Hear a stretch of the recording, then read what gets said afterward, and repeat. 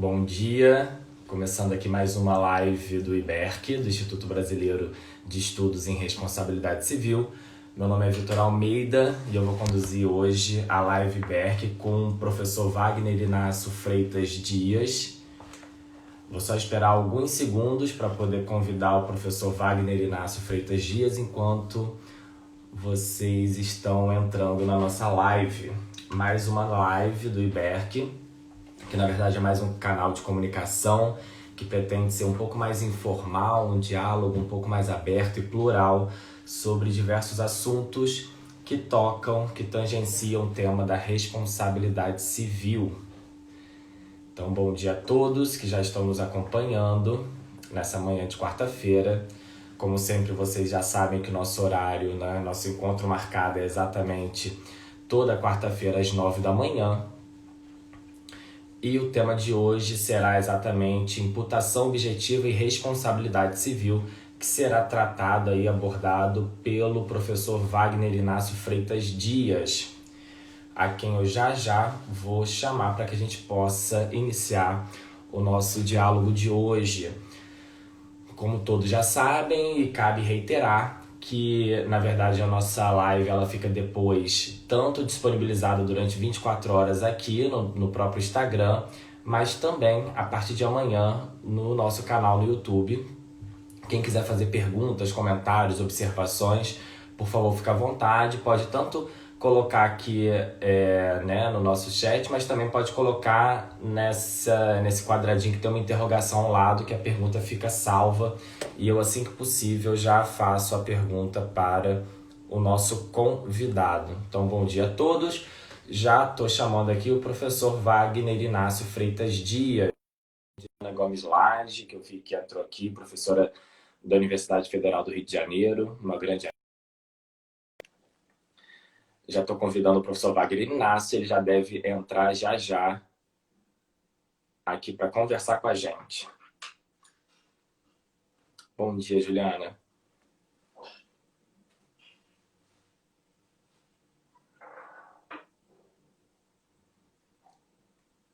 Já estou aqui chamando o professor Wagner Inácio, já ele deve começar a conversar com a gente hoje sobre imputação objetiva e responsabilidade civil, que é exatamente o tema que será tratado hoje na nossa live IBERC. Live que já tem alguns meses, né? A gente começou esse projeto em abril e manteve regularmente toda semana até hoje. E já estamos aí com as lives marcadas para as próximas semanas também. Deixa eu chamar novamente aqui o professor Wagner Inácio. Um segundo. Vamos ver se o professor Wagner Inácio consegue agora a nossa live para a gente iniciar a nossa conversa.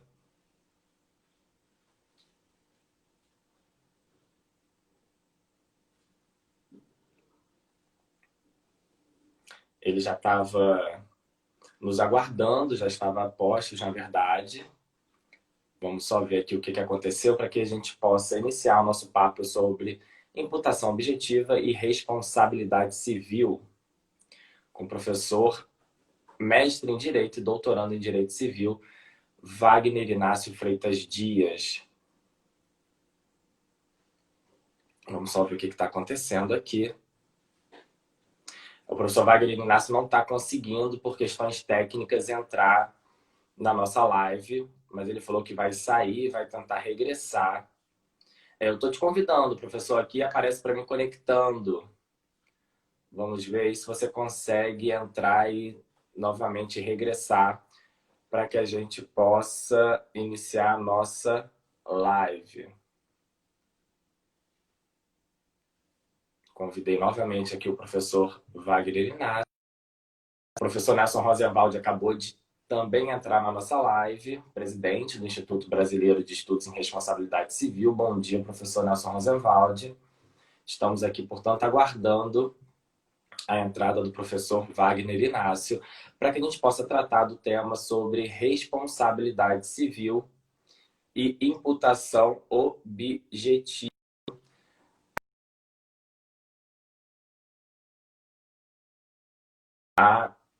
entrar na nossa live. Ele falou que está tendo algum probleminha de conexão, alguma questão técnica. Acontece, já estamos acostumados. Faz parte, na verdade, né, do próprio adrenalina que é fazer uma live. Mas a gente vai continuar tentando chamar o professor Wagner Inácio para que ele possa iniciar, né, e, enfim, nos ensinar. Professor Wagner Inácio, conseguiu? Olá, professor, tudo bem? Bom dia. Bom dia, professor. Eu não sei o que aconteceu, mas de repente deu certo, então tá ótimo, né? O que O que, aconteceu que nos impediu de ingressar e o que possibilitou o ingresso deu certo, então tá ótimo. o que importa é que deu certo no final. É sempre uma adrenalina toda quarta-feira com relação à hiperconectividade que acontece nesse momento. E, de fato, tem coisas inexplicáveis que acontecem aqui, né? A gente tenta fazer tudo certo, mas de vez em quando não tem jeito. Acabam que algumas circunstâncias fogem do nosso controle, professor Wagner. Mas, primeiro, bom dia, agradeço imensamente você estar aqui nessa manhã de quarta conosco, podendo compartilhar um pouco dos seus conhecimentos sobre um tema tão interessante que é exatamente imputação objetiva e responsabilidade civil.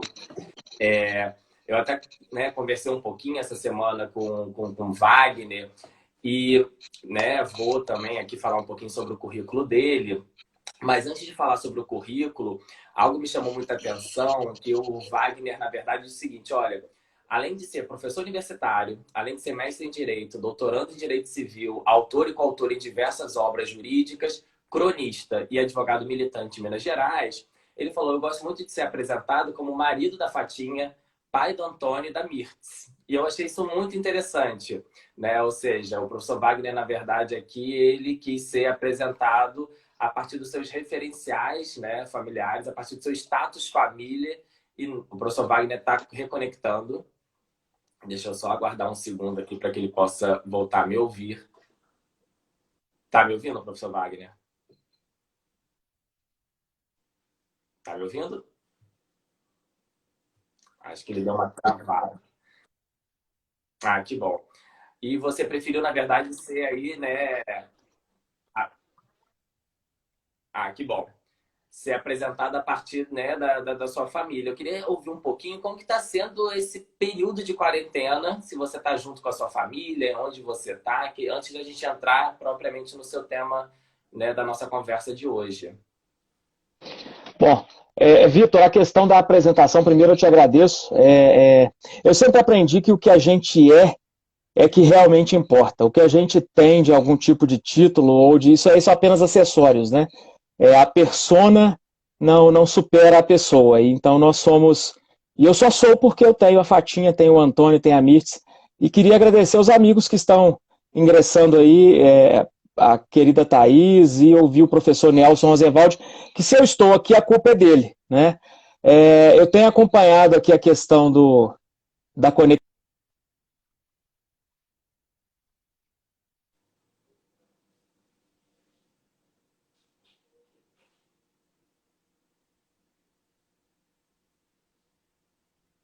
Vamos aguardar só um segundo. Acho que o professor Wagner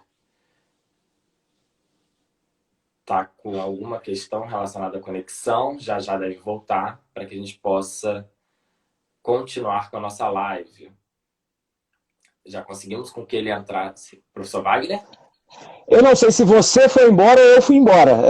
Alguém foi. Você sumiu aqui do meu. É sempre uma Bom, incógnita. Daqui a pouco o pessoal vai é. começar a comentar e a gente vai saber aonde está o problema na conexão. Eu brinco que eu moro aqui no interior de Minas Gerais, então aqui o pão de queijo chega rápido, mas a internet nem sempre. Bom, meu caro Vitor, eu não sei até onde eu consegui falar, mas eu vou tentar retomar. Queria agradecer a presença de todos, né, que estão nos vendo e o professor Nelson Rosenwald é o culpado. Se eu estou aqui, eu queria ser promotor de justiça e um dia assisti a aula do professor Nelson Rosenwald e falei, não, eu quero ser professor. E aí devia ter feito o concurso para promotoria, né? Mas aí acabei virando professor e é uma daquelas escolhas que não me arrependo jamais, porque só me fez bem na vida. Meu caro, essa questão da quarentena que você me perguntou, a gente está vivendo esse mundo louco, né? Eu estou em casa, mas estou trabalhando. Eu sou diretor de uma faculdade aqui no interior, então todo dia eu vou para lá para poder gerenciar os trabalhos, né? A gente tem se preparado para o que pode acontecer, né? Se as coisas vão voltar ao normal rápido, vão demorar um pouco mais. Mas eu acredito que essa quarentena ela tem servido para a gente poder repensar a nossa vida. Não num sentido de uma vida nova, mas dar valor àquilo que realmente importa. Eu falo que esse vírus não tem nada de bom, mas uma coisa talvez ele vai nos ensinar: o valor de um abraço e de um aperto de mão. Se a gente conseguir sair disso tudo, entendendo este valor, eu acredito que a gente vai sair um pouco melhor dessa quarentena. Apesar de estar difícil de acreditar nisso, mas vamos tentar seguir nesta fé.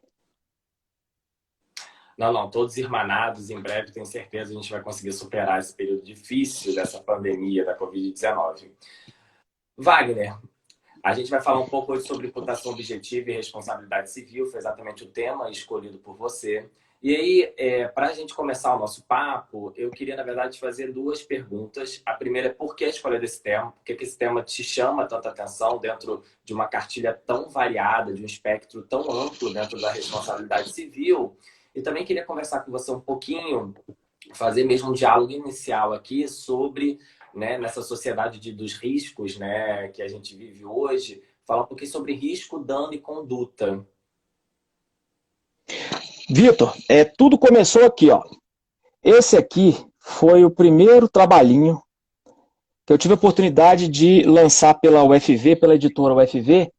Foi um projeto de pesquisa desenvolvido na graduação. Ele foi publicado no último semestre do curso e tem um capítulozinho sobre imputação objetiva. Esse livro é de 2002, precisava de uma revisão, né, precisa urgentemente. Ele saiu na transição, ele saiu antes do Código Civil de 2002, e ali eu tratava um pouquinho da imputação objetiva.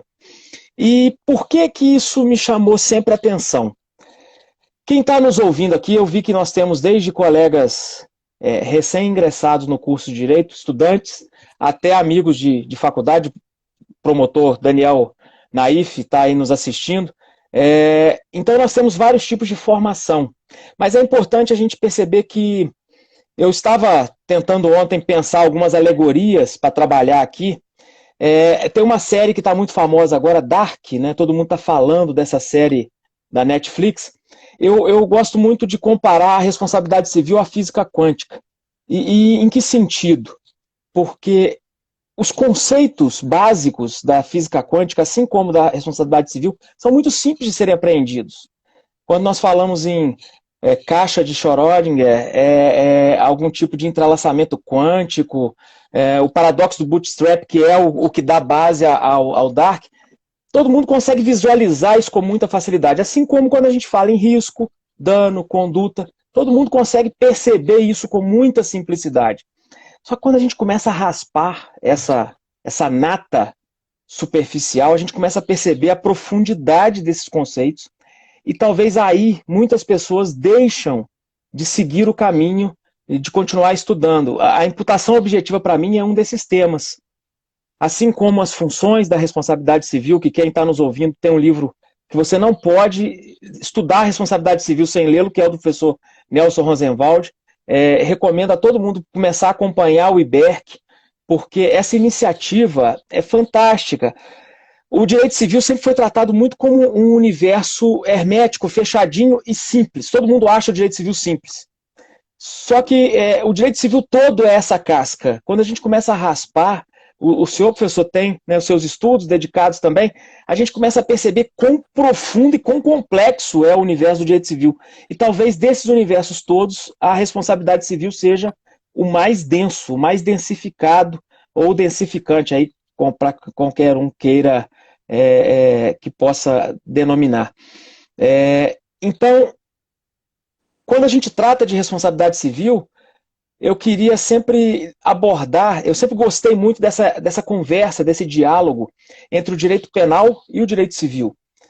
Talvez para alguns que estejam nos assistindo, mas por que tem a ver uma coisa com a outra? Eles nasceram juntos, né? A estrutura do delito é uma estrutura única que foi ao longo do tempo se separando. Enquanto o direito penal foi se tipificando, o direito civil foi tornando-se cada vez mais atípico, né? Nós dizemos que enquanto o direito penal fecha o universo do dano e abre o universo da causalidade, a gente fecha o universo da causalidade e abre o universo do dano, né? Então, se basicamente a gente puder comparar isso, ficaria mais claro para nós. E a imputação objetiva, para mim, é um grande espaço, principalmente para a responsabilidade médica, que é um assunto que me apraz muito. É uma seara complicada em que o dano é sempre presente, né? Nós estamos sempre falando em dano na responsabilidade médica, mas a gente não está sempre falando em dano indenizável ou em risco não permitido. E quando a gente começa a falar disso, a gente começa a tocar indiretamente na imputação objetiva. E por que eu queria começar falando dessa sociedade dos riscos? Porque José de Aguiar Dias começa o livro dele falando que viver é risco. Então, se a gente fala que viver é risco, a gente sabe que tudo, absolutamente, é risco. E essa pandemia me fez pensar muito nisso. Eu escuto muito algumas pessoas dizendo: o ambiente tem que estar livre de riscos de contaminação. O risco é impossível de ser afastado. O risco sempre vai existir. Quando você sai para a rua para poder comprar um pão, você está se expondo a um determinado nível de risco.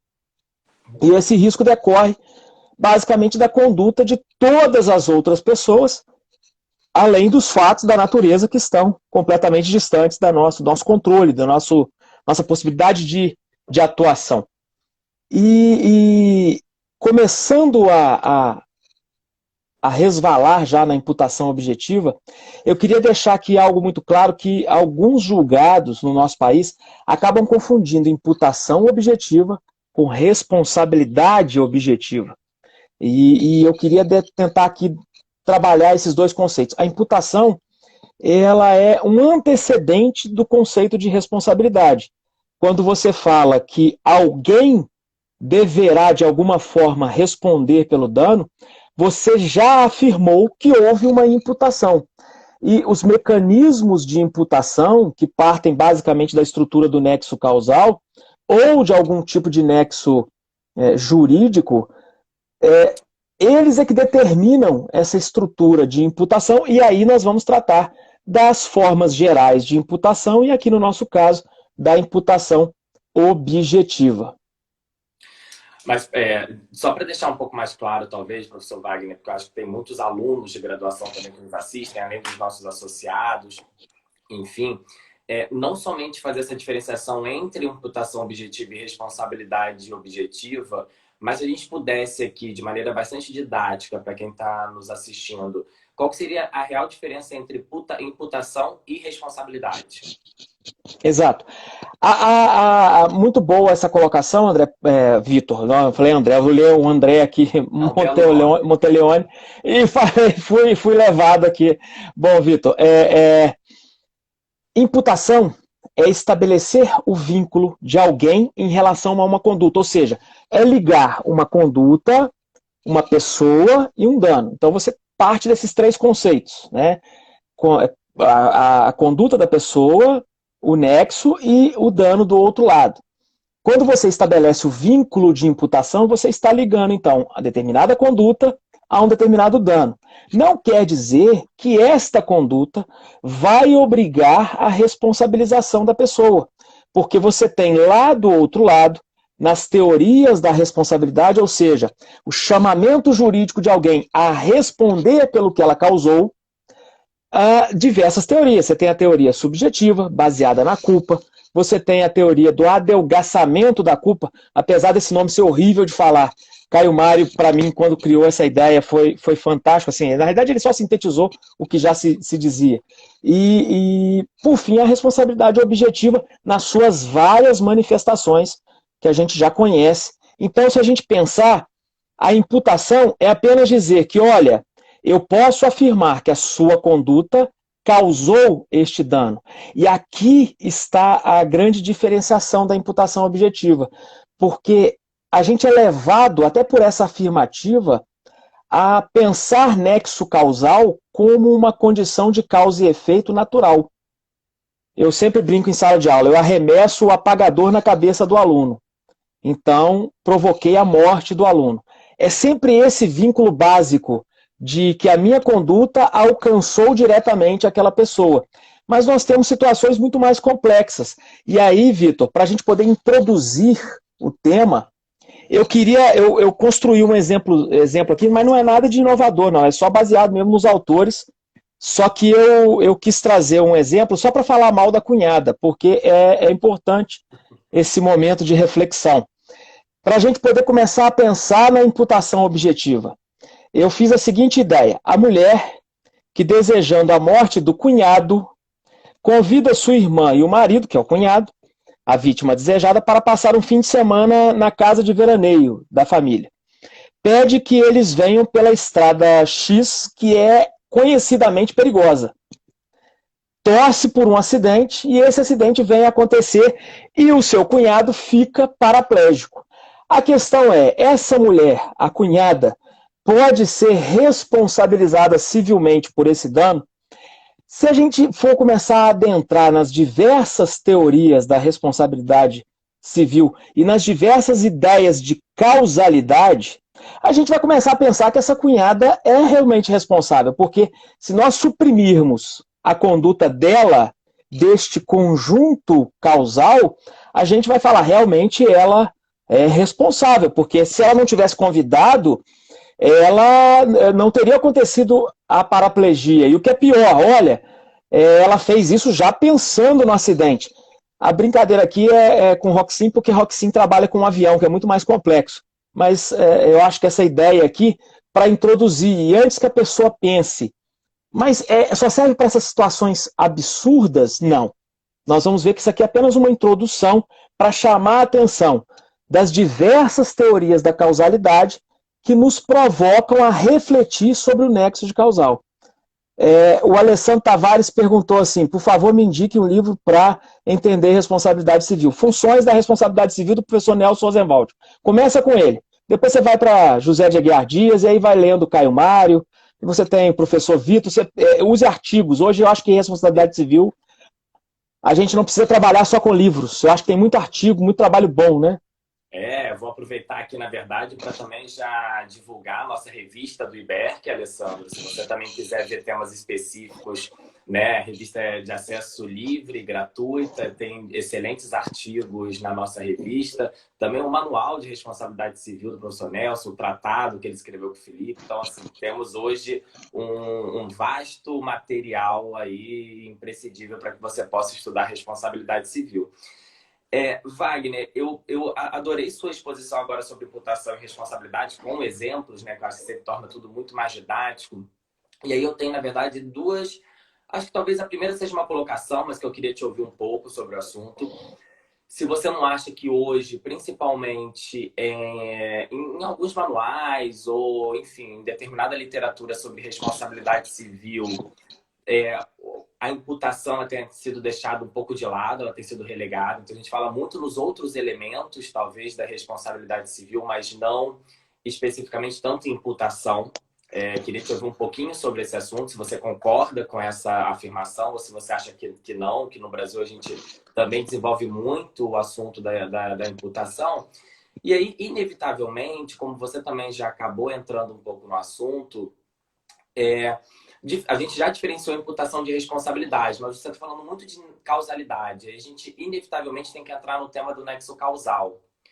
E aí eu queria também te ouvir um pouco sobre a distinção entre imputação e nexo causal. Se você pudesse explicar para a gente o que é nexo causal, diferenciar, né, da imputação. E aí só uma observação final que eu até lembrei, né, tem um autor francês já antigo, né, que dava o exemplo, quando a gente vai pensar nessa linha quase que ad infinito, né, da causalidade, é quase que responsabilizar o marceneiro pela cama, né, que ele fez onde foi consumado o adultério, né? Então esse exemplo é muito eloquente para mim, como de fato se a gente for buscar a causa da causa da causa da causa, a gente pode aí entrar num círculo interminável. Mas só para a gente realmente focar aqui, falar um pouquinho sobre imputação, diferenciar de nexo de causalidade e se a imputação hoje, de fato, ela vem sendo bem enfrentada e tratada pela nossa doutrina. Bom, professor, Primeiramente, o exemplo aí é espetacular, né? É, como a gente tem muito aluno assistindo a gente, e vamos ter alunos que às vezes não tiveram contato com a responsabilidade civil, existem três elementos básicos que a gente nunca pode discutir responsabilidade civil sem tratar desses elementos mínimos. É óbvio, existem outros elementos, existe uma complexidade para cada um desses elementos, mas sem conduta, nexo causal e dano, a gente não sequer parte da conversa de responsabilidade civil. O dano pode ser presumido, o nexo causal pode ser presumido, condutas podem ser agravadas ou não, mas sem esses três, a gente não sai do lugar, a gente não consegue simplesmente falar nada que possa envolver responsabilidade civil. E quando a gente observa os manuais, a gente sempre vê um aprofundamento muito grande da discussão do dano, cada dia mais com as diversas formatações de dano, dano temporal, dano em ricochete, dano direto, dano indireto, ou seja, dano moral, dano estético, dano material. A gente tem uma enormidade de debates.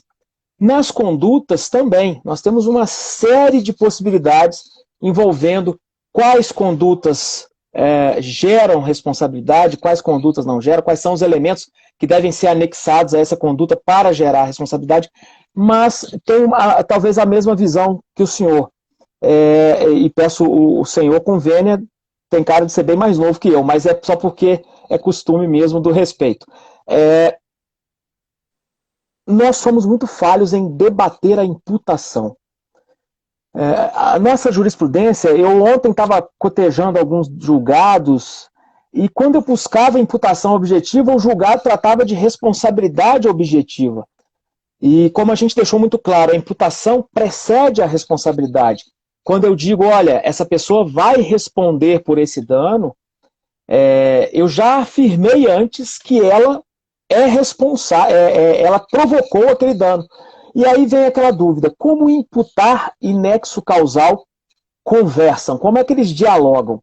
O nexo causal, ele existe em dois substratos básicos, e a gente já começa a introduzir outras temáticas aqui. Num substrato fático e num substrato normativo. Eu tenho tanto uma visão mais simples e direta do nexo causal fático, que é aquele conceito básico, né? Eu dou um tiro no senhor, eu causei o dano, esse é o nexo causal básico, ou seja, a conduta, o tiro, causou a sua morte. Esse é o nexo causal básico e fático, obviamente. Quando nós tratamos de imputação, nós já buscamos um nexo causal muito mais complexo, que não se satisfaz, primeiro, apenas com o nexo causal, ou seja, não é mais o tiro que causou a morte, agora eu tenho que buscar quem é que deu o tiro que causou a morte. E então, a imputação, primeiro, ela liga uma pessoa àquela conduta, porque a conduta em si, ela existe separada no mundo. Existe uma conduta que eu não preciso, por enquanto, discutir quem seja o titular. Então, eu estou buscando o nexo causal. A partir do momento que eu detecto o nexo causal, olha, foi essa conduta que causou o dano, agora eu vou buscar a imputação. Quem foi que realizou esta conduta? Quem é o autor dessa conduta? Quem é o titular dessa conduta? E aí eu imputo a essa pessoa aquele dano específico. E por último, para quem está chegando agora, eu vou partir para o terceiro debate, que é o quê? Agora essa pessoa, dadas as teorias da responsabilidade civil, irá responder pelo dano, sim ou não? Existem uma série de possibilidades, então a gente não. A responsabilidade civil, e é aí que talvez a ideia dessa casca de maçã muito, muito fina, né, muito tênue. A gente vê muitas vezes o debate da responsabilidade civil limitado a essa nata básica da conduta, nexo e dano. E, na realidade, nós temos uma profundidade, né? Quando a gente fala, por exemplo, em responsabilidade da vítima, que lastreada na teoria do nexo causal, nós estamos debatendo um sem fim de possibilidades, porque essa responsabilidade ela é concorrente, ela é única, ela cria um novo nexo causal. Tem alguma pergunta aqui, ó? Alguém colocando aqui. Olá, meu amigo. Do Daniel. Isso. Como fica a questão da imputação objetiva e da responsabilidade subjetiva de agentes políticos pela omissão na garantia de direitos? Bom, vamos lá. Daniel, vou deixar a sua pergunta aqui mais para o finalzinho, porque quando eu vou tratar especificamente da imputação objetiva, eu vou conseguir introduzir a temática da criação e agravamento do risco, e aí a gente consegue tratar melhor. Mas o Daniel trouxe uma coisa muito importante, que além da responsabilidade médica, a imputação objetiva é muito discutida na estrutura de responsabilização do Estado. Bom, muito discutida para aqueles que gostam de discutir, porque se você está nos ouvindo agora, esta temática é ótima para um TCC, é ótima para um trabalho de pós-graduação, é ótima para se aprofundar, porque no nosso país é muito pouco trabalhada. Eu queria destacar aqui, para quem quiser iniciar esse debate, esse estudo, o trabalho, a tese de doutoramento do professor Guilherme Heinig, que é do IBERC, em que ele trabalha muito bem a questão, deixa eu pegar aqui, eu fiz o download dela aqui, o problema da causalidade na responsabilidade civil, a teoria do escopo de proteção da norma e sua aplicabilidade no direito civil brasileiro. Porque para poder discutir imputação objetiva, você tem que estudar causalidade. Não tem como você querer chegar num debate e não saber a diferença entre causa e condição. Quando a gente falou do marceneiro aí, o adultério, a construção da cama, o fazimento da cama é uma condição para o adultério, ponto. Mas não é a causa. E essa é a grande diferença que a gente vai começar a falar agora. Ou seja, como separar aquilo que, se retirado do plexo de acontecimentos, provocaria o fim do dano, mas que não tem nada a ver com esse dano, infelizmente, daquelas situações que efetivamente são responsáveis pelo causamento do dano. Essa é a grande diferença. A causa e a condição. A gente tem uma pluralidade, uma imensidão de teorias que tentam explicar o nexo causal aqui, né, no Brasil, inclusive, né, que vem de outros, né, de outros países, de outros ordenamentos. De alguma maneira, você acha que hoje essa quantidade de teorias dificulta ainda mais a gente ter um discurso unitário ou um estudo mais aprofundado sobre o nexo causal? Aí eu queria te ver um pouquinho sobre essas teorias, quais que você pensa que são as principais para o deslinde do que a gente está tratando, que é a imputação, e se, na verdade, a gente ter essa quantidade de teorias dificulta ainda mais a compreensão de imputação aqui no Brasil. Professor, eu, na realidade, acho que toda vez que a gente pode discutir uma nova teoria, isso nos facilita a diferenciar e assim entender melhor. O problema é que a gente não pode se perder nesse mar de teorias. Talvez um grande problema que nós tenhamos nessa questão é que muitos acreditam que a imputação objetiva é um tema de direito penal. O direito penal trabalha muito. Roxin, Jacobs, muitos autores, e aí Rogério Sanches aqui no Brasil, trouxeram a imputação objetiva e todo mundo achou, não, é assunto do direito penal. Talvez por aquele preconceito de achar que direito penal e direito civil não conversam, tem um escopo de trabalho completamente diferente. Mas quando a gente começa a trabalhar isso, muitas pessoas querem importar as teorias do direito penal para o direito civil simplesmente. E tem teoria que não faz o mínimo sentido aqui para nós. Lá nós temos teorias específicas, por exemplo, que discutem tipicidade conglobante, que, pelo amor de Deus, não tem nada a ver com imputação objetiva, mas quando você traz isso para o direito civil, não faz o mínimo sentido. O direito civil não trabalha com fato-espécie, né? O direito civil trabalha com uma conduta genérica, com situações genéricas que não precisam estar previstas na norma, porque nós trabalhamos com cláusulas gerais para tratar do não lesar. Mas duas teorias me chamam muita atenção, e talvez, como todo mundo se apegou a essas teorias, a imputação objetiva foi deixada de lado. Quando a gente fala em nexo de causalidade, nós temos duas grandes teorias que vão chamar a atenção da doutrina, da jurisprudência e das pessoas que querem estudar a responsabilidade civil. De um lado, a causalidade adequada. A teoria da causalidade adequada trabalha com o quê? Não importa a distância da causa, importa a sua capacidade de produzir o resultado, ou seja, a sua importância na cadeia de acontecimentos para gerar aquele resultado final. Se a gente pensasse em causalidade adequada, aquele convite da cunhada estaria praticamente, seria o motor do dano. Ele seria o provocador do dano.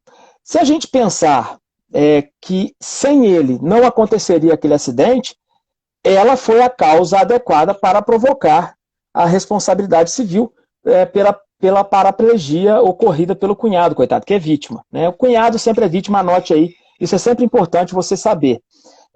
As cunhadas são o mal do universo, isso eu digo porque eu só tenho cunhada. Bom, e do outro lado nós temos a teoria da causa direta ou imediata, que aqui o importante, além da adequação, é a proximidade. Então, não importa mais apenas falar que aquela causa é adequada para o resultado, ela tem que ser próxima. Então, vamos pensar, o convite da cunhada agora não seria mais a causa próxima, porque a causa próxima seria o próprio acidente, seria o descuido, seria um determinado assalto, alguma coisa que teria provocado especificamente. Então, não seria mais possível nós dizermos, numa situação concreta, que a cunhada seria responsável pelo dano sofrido pelo rapaz vítima. E o nosso marceneiro, só para lembrar do seu exemplo, em qualquer uma das duas teorias estaria afastado, porque a cama não é nem causa adequada, nem muito menos causa próxima, direta ou imediata. E aí surge exatamente a ideia da imputação objetiva. Porque vamos tentar trazer para um caso prático. Vamos pensar em tempo de coronavírus. O seu médico não te receitou hidroxicloroquina. E você, dada a sua filiação política, é um amante da hidroxicloroquina. Hoje em dia nós conseguimos misturar medicina com política. O brasileiro é capaz de algumas misturas que nos deram a feijoada, nos deram a caipirinha, mas agora estão nos dando algumas coisas bem interessantes. A gente é capaz de misturar ciência, saúde e política e fazer isso tudo um caldeirão. Então o seu médico não te receitou vermífugo, não te receitou hidroxicloroquina, é até difícil de falar esse nome, não te receitou chá de qualquer chá que seja, que estão falando aí de berinjela, que salva e tudo mais. E aí você quer falar, olha, o médico não sabia o que estava fazendo. O professor Nelson Rosenwald escreveu um artigo muito interessante sobre uma proposta legislativa de afastamento da responsabilidade dos médicos nesse período de pandemia.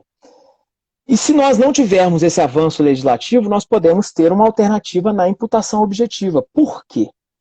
Porque qual é a busca da imputação objetiva? Pensemos no médico que faz uma cirurgia. Pensemos no médico que faz um atendimento a um paciente numa situação em que não há resposta ainda palpável para um tratamento. Ou seja, qualquer tratamento que ele buscar é uma suposição ou é uma busca por melhorar a condição do seu paciente. É óbvio, eu não estou dizendo aqui aquele médico que vai ser procurado por um paciente, não se preocupa, numa situação atual, em pesquisar a possibilidade da Covid, ele simplesmente fala, não, é uma virose, vai para casa, toma sopa e você vai ficar bem. Esse médico vai ser responsabilizado, ponto. Mas é aquele médico que pede que seja feito o exame, receita devidamente aquela pessoa, faz de tudo por aquela pessoa, mas mesmo assim ela vem falecer por um déficit de conhecimento humano. Seria possível aqui discutir o que ele poderia ter feito a mais? Hidroxicloroquina, vermífugo, e isso poderia ter retirado o risco da morte. É nesse emaranhado que a gente vai observar a importância da imputação objetiva. Esse médico atuou dentro da linha que a imputação objetiva nos dá de afastamento de responsabilização. Não por uma ausência de responsabilidade subjetiva ou objetiva, mas por ausência de imputação. E aqui eu já começo a responder a dúvida do Daniel Naif, meu grande amigo. Não importa a teoria que você adote, ou que se aplica ao caso concreto, se teoria da responsabilidade subjetiva, se teoria da responsabilidade objetiva. No caso de omissão, a construção do direito administrativo é sempre pela teoria subjetiva do Estado nessa situação. A gente vai pensar o seguinte: não importando a teoria que está lá no final, aqui no início você vai descobrir o seguinte: o agente é responsável pelo incremento do risco, o agente criou o risco, aquele risco que o agente criou era um risco permitido ou não pelo nosso sistema? São essas dúvidas que a imputação objetiva busca responder. E a gente, obviamente, já está acabando caminhando para um ponto mais avançado, mas é aqui que remanesce a importância da imputação objetiva. Espero, Vitor, que você esteja me ouvindo bem. A sua imagem está bem distante aqui para mim, mas espero que esteja chegando legal aí. Não, sua voz está ótima, estou te ouvindo super bem, Wagner. Perfeito. Então, para quem ficou até agora aqui com a gente, e agradeço essa audiência, quando a gente fala em imputação objetiva, a gente está discutindo o quê? Saber qual o nível de incremento de risco que foi inserido pelo sujeito. A conduta do sujeito, dentro de uma sociedade de risco, trouxe qual agravamento para a situação atual, para a situação que se lhe apresentou. Quando a gente pensa assim, uma série de situações começam a passar na nossa cabeça. A gente pensa, olha, esse médico, ele agiu sempre buscando salvar o seu paciente. Primeiro, ele procedeu dentro de um universo de prognóstico tudo o que era necessário. Ele fez os exames, ele detectou, ele confirmou a presença do vírus. Agora, a partir desse prognóstico, a partir dessa anamnese, o que foi que ele fez? Ele simplesmente falou para o paciente, ó, você está com Covid, vai para casa, você vai morrer, não tem nada para ser feito. Não. Ele tentou, dentro de um juízo de racionalidade aplicável àquele paciente, os tratamentos corretos. Ele utilizou-se de anti-inflamatórios, corticoides, o que quer que seja, mas não usou aquele remédio que o paciente queria. E o médico não tem que fazer o que o paciente quer, ele tem que fazer o que é melhor para o paciente. São duas coisas completamente diferentes. É talvez nessa seara que a imputação objetiva se apresente como um recurso muito útil para se debater, não lá no final, a responsabilidade subjetiva, e a gente sabe que a responsabilidade médica é calcada na responsabilidade subjetiva, de um afastamento da culpa, porque aí a gente começa nos meandros muito mais complexos. A gente tem algo cá no início. Sequer a conduta dele pode ser atribuída dentro de um nexo causal normativo. E aqui explicando, o nexo causal normativo vai muito além do nexo causal fático. O nexo causal fático pensa apenas a ligação direta. A conduta causou o dano. O nexo normativo responde à dúvida: a pessoa pode ser titular daquela conduta? Aquela conduta efetivamente causou uma modificação no nível de risco a que estava exposto a vítima, que estava exposta a vítima, para lhe ser atribuída o caminho da responsabilização? Ou seja, é um passo antes do que a gente já está lá na frente discutindo responsabilidade subjetiva e objetiva. E agora eu acho que é onde o Daniel queria chegar. Daniel, sim, vários agentes com a sua conduta, e aqui não conduta omissiva, tá? Mas conduta ativa, mesmo que de forma indireta, causam um agravamento de risco de uma situação geral. Não vou entrar mais nisso aqui, porque isso vai desembocar em debate político, mas sim, a gente percebe que uma conduta mais simples pode causar um agravamento grande no risco. E isso aí seria algo muito interessante, a imputação objetiva ser utilizada num debate macro também, não apenas micro. Mas ficando aqui no debate micro, a gente tem que pensar que, se o médico, com a sua conduta, não agravou o risco a que estava exposto o paciente, não há que se discutir sequer imputação para ele. A gente não está discutindo culpa, a gente está discutindo o agravamento do risco, que aí sim afastaria de cara a imputação para aquele médico. Wagner, só dando um passo atrás para que a gente possa compreender melhor, eu queria, na verdade, te fazer duas colocações e te ouvir um pouquinho sobre esse assunto. Primeiro, sobre como de fato funciona, qual que é o mecanismo para que a gente possa verificar a imputação objetiva. E se dentro dessa imputação, portanto, até para a gente diferenciar, nós teríamos outras vertentes, outros mecanismos para verificar a imputação, além dessa objetiva. Acho que, né, talvez até para esclarecer um pouco a nossa audiência seria interessante. E também só para fins de ter talvez até uma delicadeza aqui, um pouco mais teórica. É muito comum, dentro do direito civil, a gente ter um movimento, né, de objetivar vários institutos que antes eram, né, de uma tendência um pouco mais subjetiva, né, desde a boa-fé, passando pela responsabilidade civil, enfim, uma série de institutos.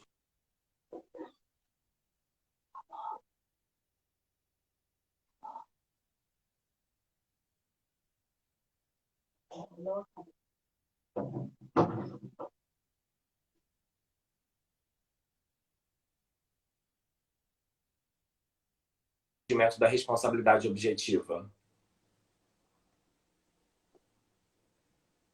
Vitor, o finalzinho da sua pergunta eu perdi. Parece que você falou assim, se a imputação objetiva não se confunde com a responsabilidade objetiva, seria isso? Isso, se a imputação objetiva não se confunde com a responsabilidade objetiva, eu queria saber se pelo menos o surgimento de ambas elas é numa fase comum, no mesmo período, ou se na verdade elas são aí decorrentes de fases históricas bem diferentes. Só antes de eu ingressar nessa sua dúvida, nessa sua colocação muito fantástica, a Kátia colocou algo aqui que eu tenho obrigação de explicar, porque senão vai parecer que eu estou falando aqui um absurdo. Kátia, de forma alguma eu estou defendendo o posicionamento paternalista do médico, né? A gente sabe que todo e qualquer tratamento parte de um consentimento esclarecido do paciente, ponto. Isso então, não tem dúvida. Só que o consentimento do paciente não faz dele o médico. Nós temos uma diferenciação. Ele pode se recusar a tratamento? Sim. Existem os limites éticos que o médico tem que respeitar? Sim. O paciente quer tomar um remédio X, assumindo a responsabilidade. Só que a gente tem que se perguntar o seguinte: se o seu paciente quer tomar um remédio que sabidamente, no caso dele, vai matá-lo, o médico, mesmo diante de um consentimento esclarecido, deve aceitar essa conduta? Será que nós estamos agora indiretamente aceitando não uma conduta de eutanásia, mas uma conduta suicida? Isso eu estou colocando agora uma dúvida para você, eu não estou te respondendo. Tá? Será que esse universo do consentimento esclarecido é a tal ponto que diante de um país ou de um pensamento mundial em que se discute se a Terra é plana ou não, ou seja, nós estamos voltando quase 400 anos no tempo, se isso é o que está sendo apresentado para os médicos, deve o médico aceitar uma conduta suicida do paciente? E não estou dizendo que esse remédio não faça efeito, tá? Se eu médico, eu tenho amigos médicos que estão recomendando isso, ponto, acabou, e beleza, tá? A minha colocação de dúvida aqui é: será que o consentimento do paciente deve chegar ao ponto tal de o médico permitir o autoextermínio, e não discutindo aqui a eutanásia, discutindo aqui um paciente que tem condições de cura e simplesmente ele quer tomar um trem lá. O paciente chega e fala: a garrafada da dona Ziquinha cura. O médico fala: mas isso aqui é mortal. Não, mas eu ouvi falar que cura. Não pode. Tá? Eu não consigo enxergar esse tipo de situação.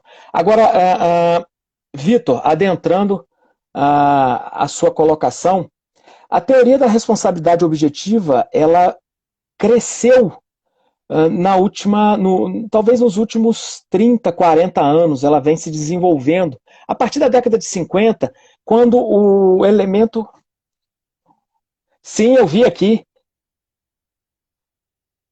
Exatamente, o médico não pode ser obrigado a ter conduta porque o paciente quer, perfeito. E o paciente deve procurar outro médico, Kátia. Aí ele vai até um dia achar alguém que aceite. Se ele não achar, ele morre procurando, né? Então, assim, nós temos essas possibilidades. A gente sempre tem que lembrar que nós, advogados, vivemos a mesma coisa hoje. O nosso cliente, ele vai para o Google e fala assim: mas o meu é muito fácil. E que é, né, a causa. Aí você tem que explicar que não é assim, que não é dessa forma, que o caso dele não é igual. às vezes, na questão do médico, é um pouco mais urgente, né? Do paciente, do nosso cliente, pode demorar um pouquinho, dá tempo da gente ensinar para ele e explicar certinho o que se aplica ou não. E para o nosso paciente lá, o médico, em relação ao paciente, nem sempre essa pressa, esse momento pode ser dilatado dessa forma. Bom, mas tentando trabalhar aqui, a Kátia mandou um sorriso aqui, um forte abraço, Kátia. A questão do nascedouro da teoria, a gente tem visto que os debates da responsabilidade objetiva, eles vêm avançando muito nos últimos 50 anos. Eu acredito que quando o elemento de solidariedade foi plantado no direito civil, e a gente vai ver esse elemento a partir da saída das duas grandes guerras, a gente começou a debater um mecanismo de simplificar ou ampliar, melhor dizendo, a responsabilização, aí lá na ponta de lá. Salvo engano, o professor Anderson Schreiber chama isso de flexibilização, tá? E isso é realmente necessário porque a gente começa a sair da ideia do dano criado, né, do dano, daquela ideia focada no agente danoso, para a gente se preocupar mais com a vítima, né? A professora Maria Celina Bodan faz essa transição fantástica no livro dela de Danos à Pessoa Humana. E aí, a teoria da imputação objetiva, apesar de alguns escritos serem bem anteriores à responsabilidade objetiva, a gente vai pegar aí escritos do final do século século XIX, né, desculpe, fui aqui para o ano errado, para o século XIX, ela praticamente hoje é uma estranha para nós aqui no Brasil. A gente quase não vê ninguém tratando. Eu fiz esse apontamento em relação ao trabalho do professor Guilherme Reinig, porque eu acho que quem se dedica a estudar causalidade é um herói no direito civil brasileiro, porque a gente tem muito poucos estudos aprofundados efetivamente sobre causalidade para explorar todas as possibilidades e todas as teorias que nós temos à disposição. E por que, Vitor, é importante a gente falar disso? Porque a gente fala tanto de responsabilidade subjetiva, responsabilidade objetiva, e isso está na última ponta da responsabilidade civil. Isso já é o momento final. Depois só vai falar de indenização. A gente só vai discutir volume de indenização, estrutura de indenização. É a ponta da imputação, né?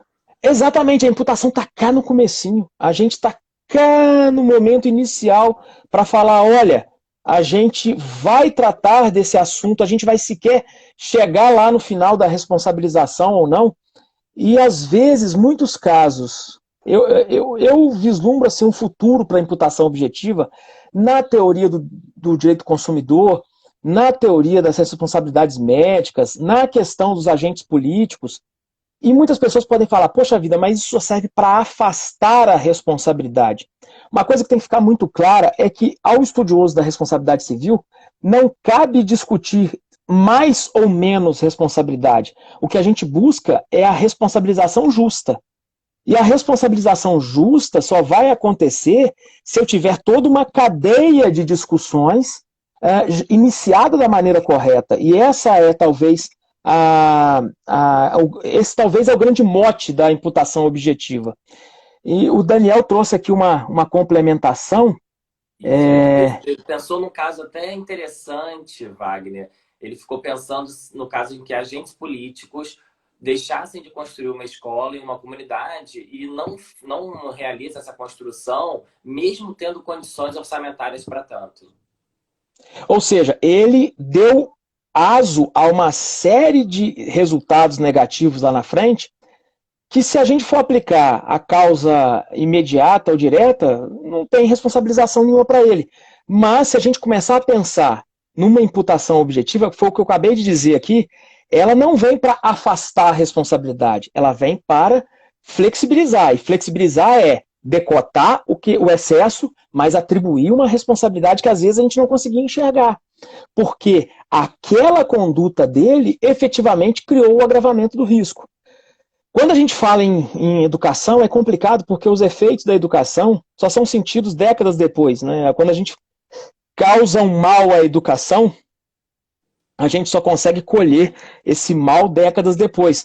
É por isso, talvez, que a educação não seja uma política positiva no nosso país, porque nunca na eleição seguinte a gente vai ter resultado de uma escola construída, né?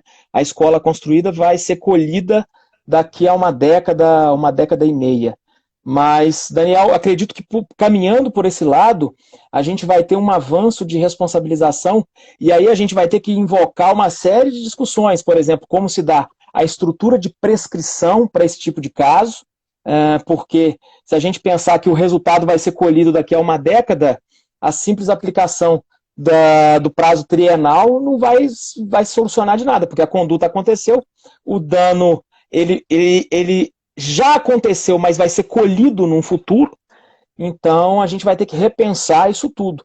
Talvez, professor Vitor, eu vejo que essas lives do IBERC, elas estão vindo muito mais, eu gosto de brincar sempre com isso, para complicar do que para esclarecer, e a ideia é essa, é plantar dúvida.